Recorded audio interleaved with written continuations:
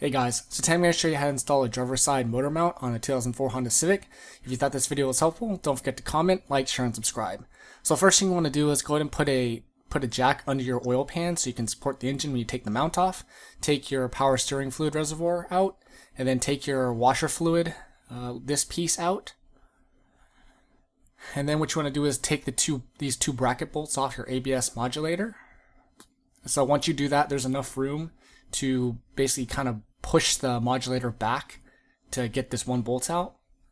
Then what you want to do is go ahead and take these three bolts off that hold the motor mount bracket in place.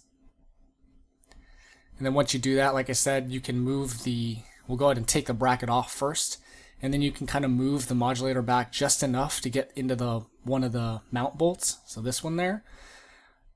So go ahead and just push it back, make sure you don't damage the line, so be careful when you're doing this.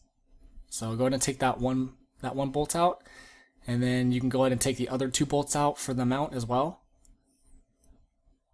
So there's a third one. Once you do that, then you can actually just take the mount out of there and then replace it, and everything else is in reverse order. So go ahead and put the new mount in and put the three bolts back in there.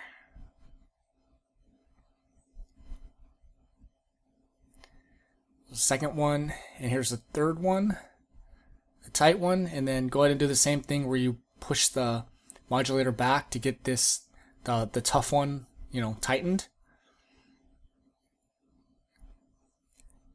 And then go ahead and put the other two on, put the bracket back on, put those three bolts back on.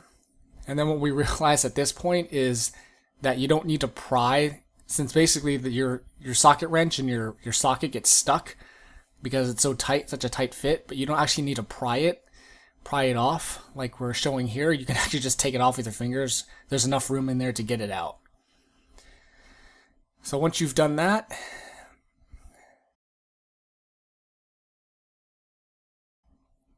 then go ahead and put your washer fluid, or put the two bracket bolts back on, and then put your washer fluid back on, this piece.